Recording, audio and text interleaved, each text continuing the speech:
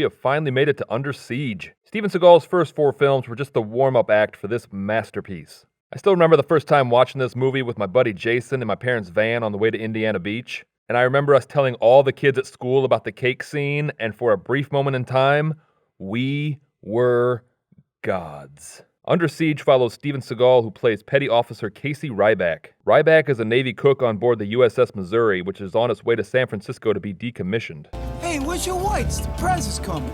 He's Steven Seagal. Ryback, where's your whites? Did you not hear me? This is what he always wears. Chief, get in your dress uniform. He is Steven Seagal. And I like how even the director was like, look, we have to at least address the fact that you're in the Navy and you still dress like Steven Seagal. And this time around, we get to see a more laid-back, less serious Steven Seagal, and I love it. Y'all ever hear about the joke when Andre and Boudreaux went hunting down on the bayou?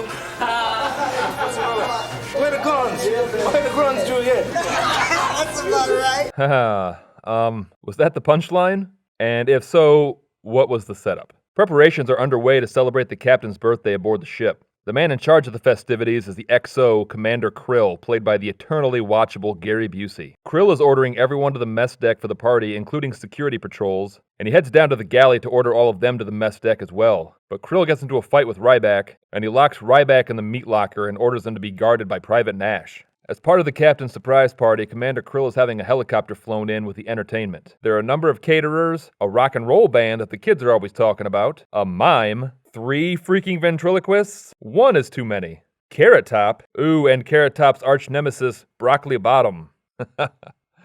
That's a good joke, right? And the main entertainment is Miss July 1989 Jordan Tate, who will surprise the captain by jumping out of a cake. The party gets underway and it's headlined by Bad Billy and the Bail Jumpers. Bad Billy is played by the vaguely terrifying Tommy Lee Jones. I always get the feeling that if you went up to Tommy Lee Jones and asked for an autograph, he'd be the kind of person that would yell at you and call you a worthless piece of shit in front of your wife and kids.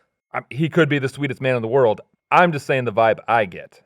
And can you imagine being in a movie with Steven Seagal, Tommy Lee Jones, and Gary Busey? It's like every day it just seems like I'd be constantly worried that one of them would run up and try to throat chop me, and each one would have an entirely different reason for doing so that would only make sense to them. Krill shows up to the party dressed up as a fake Miss July and heads to the captain's quarters. Billy stops the music and asks the highest-ranking officer in the room to stand up, and the operations officer, who was third in command, stands up and is immediately shot in the head. Krill then murders the captain, and the fake caterers then begin to secure the rest of the ship, and they seal the crew in the forecastle. Billy is actually William Stranix, a former CIA operative who went rogue after his handlers tried to have him killed. Private Nash calls the bridge to ask what he should do about Ryback, thus reminding Krill that Ryback is still in play, and they kill Private Nash, and when they go to kill Ryback, he subdues them and escapes the freezer. Ryback kills Stranix's men and makes a makeshift bomb and puts it in the microwave. Stranix contacts the naval briefing room headed by Admiral Bates and lets them know that if anyone comes within 100 miles of the Missouri, he'll kill the crew.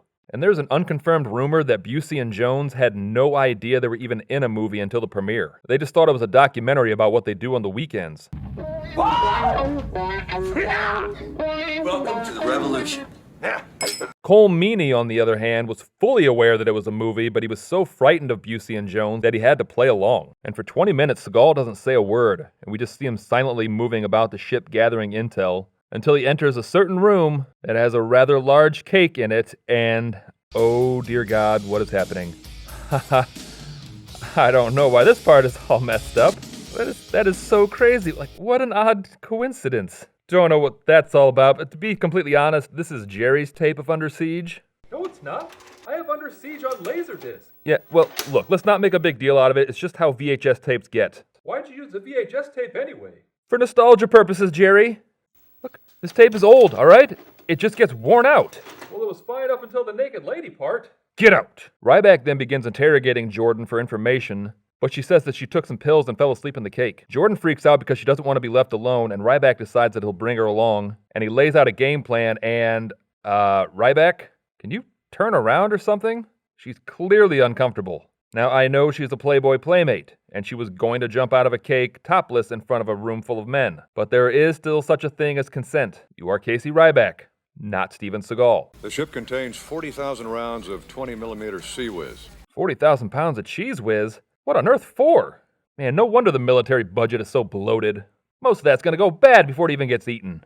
And on top of the regular missiles on board, 8 of them are nuclear tipped, And on top of that, Stranix has control of a North Korean sub that he commandeered instead of destroying. Stranix would be awesome at command and conquer. The men who were supposed to kill Ryback never radioed in, so Krill and Stranix go to the galley just in time for the bomb that Ryback put in the microwave to explode. So it's good to see that Ryback is an expert at homemade bombs, which would make sense because Ryback is based off homemade bomb expert Steven Seagal. Krill locates Ryback's personnel file, which was in the captain's quarters, and we find that Ryback is an ex-SEAL who is an expert in martial arts, explosives, weapons, and tactics. The military decides to send in SEAL Team 5 to retake the ship, and if the SEAL team fails, then they'll be forced to destroy the Missouri. Ryback is also a communications expert and manages to set up a secure satellite uplink directly into the war room. Ryback lets them know that they're planning to offload the Tomahawks and that Commander Krill is working with Stranix, and they want Ryback to report but not engage. You're not a cook. Yeah, well, I also cook. Casey Ryback is awesome. We learn that Ryback was an elite warrior until most of his men died on a mission in Panama due to receiving bad intel. And after Ryback knocked out his commanding officer, Captain Adams allowed him to finish out his 20 as his personal cook, because Ryback is an expert at cooking. You can fly that helicopter. Yeah.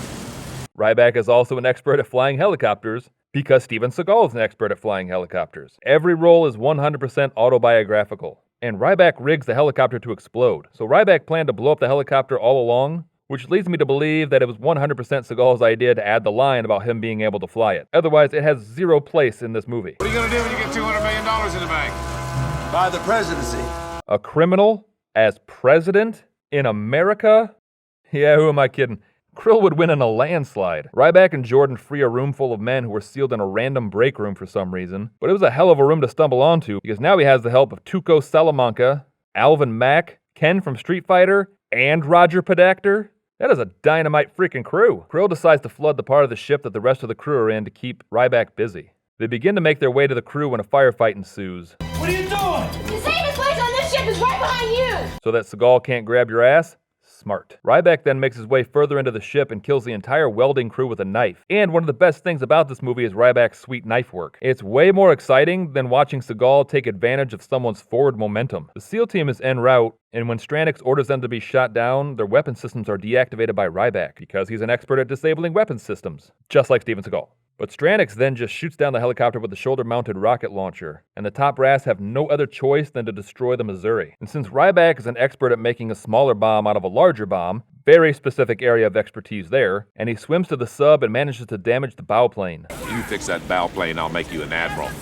Consider it done. There's a lot of misguided expectations from this crew. Krill thinks he can become an admiral and a president. President Admiral sounds like what a 5-year-old would say when you asked what they wanted to be when they grow up. That title would hold no more weight than boss baby.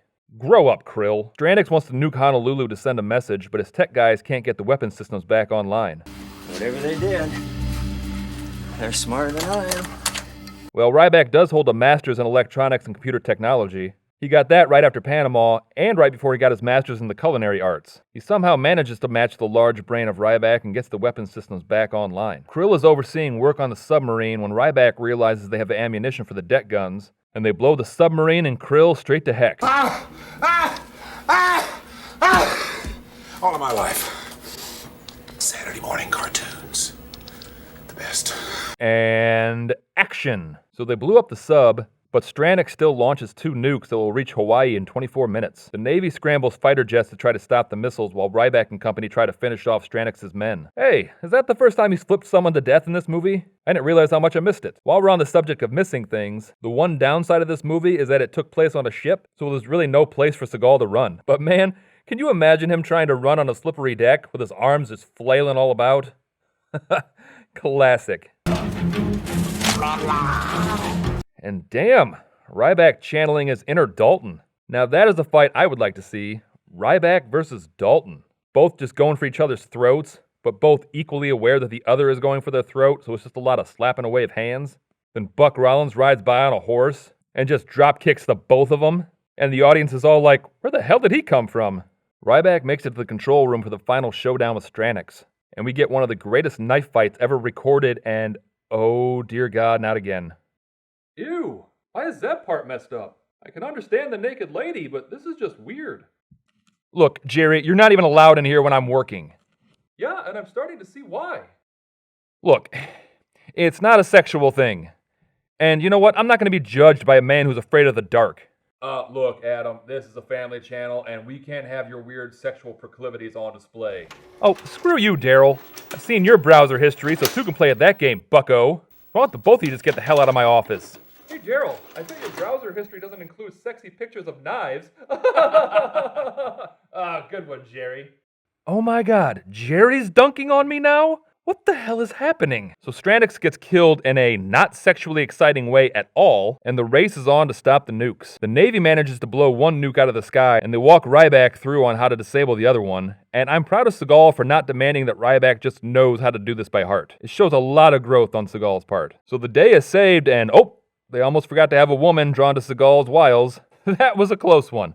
They got that in just under the wire. So that was Under Siege, which is seriously in the top 5 of greatest movies of all time. And so let's see, going chronologically, we still have quite a few Seagal movies that were actually in theaters before we get to all the straight-to-DVD ones, which are plentiful. And I think the most recent Seagal movie I saw was The Patriot, so I'm excited to see his post-20th century work.